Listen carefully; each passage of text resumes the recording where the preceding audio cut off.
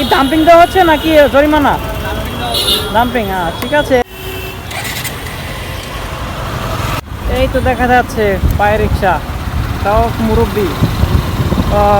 তো দেশবাসী এবং ঢাকাবাসী, ঢাকা শহরের মেইন সড়কগুলো থেকে অটোরিকশা কিছুটা কম দেখা যাচ্ছে, কিছু পায়ে রিক্সা দেখা যাচ্ছে। যেমন এটা হচ্ছে পায়ে রিক্সা এবং পাশাপাশি কিন্তু অটোরিকশা আছে।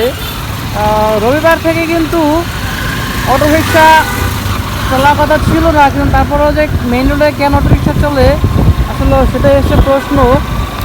আমি যতদূর শুনেছিলাম এক অটোরিকশাওয়ালার থেকেই যে রবিবার থেকে আর হচ্ছে অটোরিকশা চলবে না, কিন্তু অটোরিকশা এখনও অনেক আছে। এই একটা পায়ে রিক্সা এবং এই দুইটা পায়ে রিক্সা আমি ভালোই দেখতেছি। এই মামা পায়ে রিক্সা কেন? কিন্তু সবাই তো হচ্ছে অটোরিকশা নিয়ে নামছে,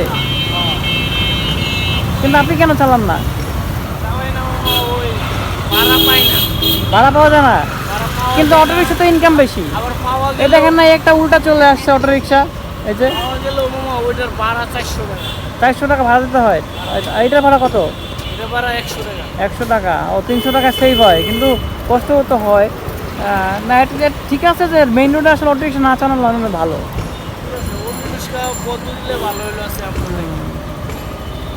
এখন মানে স্কুল কলেজ একটু বন্ধ, এই জন্য মানে ভাড়া কম নাকি?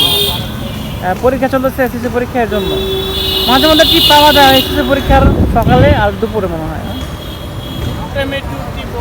বাড়ি কোথায় আপনার? কিশোরগঞ্জ। ও কে এখন এলাকায় ধান কাটার কাজ আছে না? কিশোরগঞ্জে তো হাওড়ে তো এখন ধান কাটা পড়ছে। তো ওই আগের মতন কাটায় না, মেশিন দিয়ে কাটায়। ও সব মেশিন দিয়া? সব না, মানে কম। এই তো কামলার কাজ কম, সব মেশিন দিয়ে করে, তার কারণে এখন আপনাদের ঢাকায় আসা লাগছে জীবিকা নির্বাহের জন্য, ফ্যামিলি চালানোর জন্য। পরিবার তো চালাইতে হবে, খায় পরে তো বাঁচতে হবে। ঠিক আছে তাহলে, ভালো থাকেন। আসলে কি বলবো, অনেকের কাছে আসলে গরিব হয়ে জন্মগ্রহণ করাটাও কিন্তু অনেকটা বোঝা। কিন্তু তারপরে কিন্তু অনেকে আছে যে নিজেদের অবস্থার জন্য তারা সৃষ্টিকর্তাকে কিন্তু কোনো দায়বদ্ধতা দেয় না বা ব্লেম করে না। সত্যি আছে, অনেক মানুষ, ভালো মানুষ আছে। এই যে বেশ ভালোই দেখা যাচ্ছে পায়ের রিক্সা, কিন্তু অটো রিক্সাও আছে সাথে। এগুলো সবাই পায়ের রিক্সা, কিন্তু হচ্ছে অটো রিক্সা এখনো চলতেছে।